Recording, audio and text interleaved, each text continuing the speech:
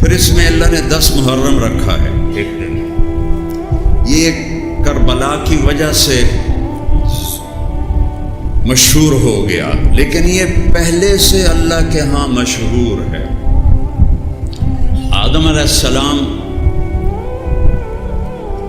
کو جب اللہ تعالیٰ نے جنت سے نکالا اور سری لنکا میں اتارا، اما ہوا کو عرب میں اتارا، جدہ میں، اور پھر کتنے سال وہ اکیلے روتے روتے روتے روتے جب عرفات کے میدان میں، عرفات کہتے ہیں پہچاننے کو، تو وہ میاں بیوی وہاں ملے اور ایک دوسرے کو پہچانا.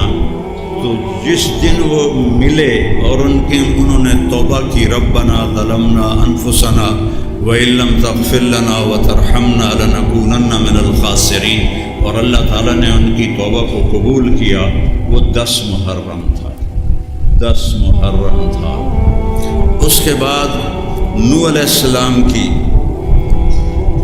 کشتی، طوفان آیا اور اللہ تعالیٰ نے کہا کہ فَاسْلُكْ مِنْهَا زَوْجَيْنِ اثْنَيْنِ، دو ایک جوڑا ساری مخلوق کا رکھ لے جو یہاں موجود ہے. تو ایک تصویر جمل میں نے پڑھا تھا کہ سب سے پہلے نوح علیہ السلام نے چونٹی کو اٹھا کے رکھا، چونٹی کو، اور سب سے آخر میں کھوتے کی باری آئی.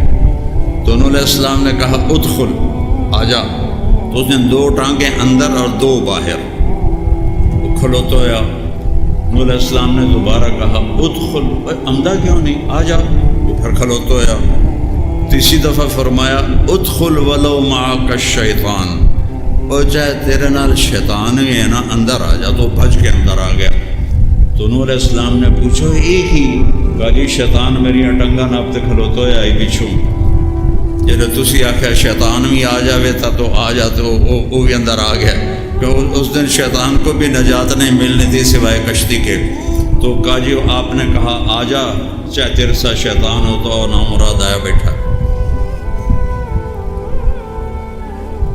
پھر نوح علیہ السلام کی کشتی نے حرم شریف پہنچی تو آپ نے سب سے کہا احرام میں آ جاؤ، یعنی کوئی اپنی بیوی کے پاس نہ جائے. اور اس کشتی نے طواف کیا، 7 چکر کاٹے، جیسے ہم سب طواف کرتے ہیں، 7 چکر کاٹے. اور نوح علیہ السلام کے روکنے کے باوجود ان کا جو بیٹا تھا حام، وہ اپنی بیوی سے مل گیا. تو وہ تو جگہ تو مختصر تھی، تو نوح علیہ السلام کو پتہ چل گیا. تو ان کو بڑا غصہ آیا. انہوں نے فرمایا کہ تیری یہ جو اولاد پیدا ہوگی نا، وہ ساری زندگی غلام رہے گی. تو اس عمل سے پہلا حبشی بچہ پیدا ہوا. اس سے پہلے کوئی کالا نہیں تھا، کوئی حبشی نہیں تھا، کوئی وہ مڑے ہوئے وال تھے، پھڈے پھڈے ناک تھے، عجیب جے چہرے.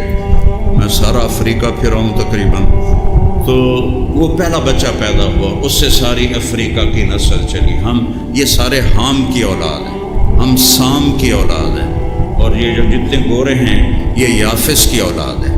تو نوح علیہ السلام کی کشتی جب طوفان ختم ہوا، وغیض الماء وقضی الامر واستوت علی الجودی، اور وہ جودی پہاڑ کے ساتھ لگ گئے، کھڑی ہو گئی، اور ان لوگوں نے نجات پائی. تو وہ 10 محرم تھا.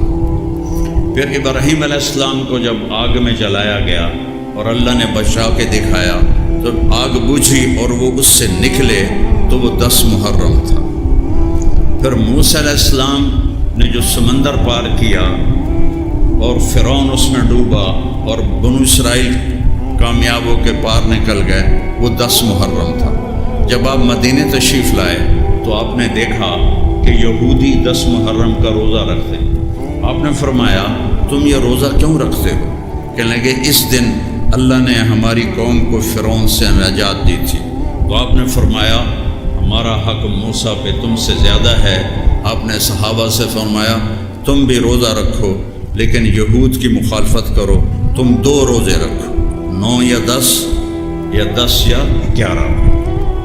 لیکن اب ایک روزہ ہی کافی ہے، کیونکہ مشابت نہیں ہے. اس وقت مشابت تھی کہ 3 طرف سے یہودیوں کی آبادیاں تھیں مدینے میں، بنو قریظہ، بنو قینقاع، بنو نظیر، تو وہاں تو آپس میں میل جول تھا، تو ان کے لیے آپ نے کہا کہ تسی 2 روزے رکھو۔ اب یہودی تو ہے نہیں، تو اب 1 روزہ ہی اصل ہے، اور یہ روزے کی اتنی فضیلت ہے، جو 10 محرم کو روزہ رکھتا ہے اس کے 1 سال کے پچھلے سال کے گناہ معاف ہو جاتے ہیں، اور اگلے سال جو گناہ کرے گا وہ بھی معاف ہو جائے، وہ پہلے ہی معاف ہو جاتا ہے۔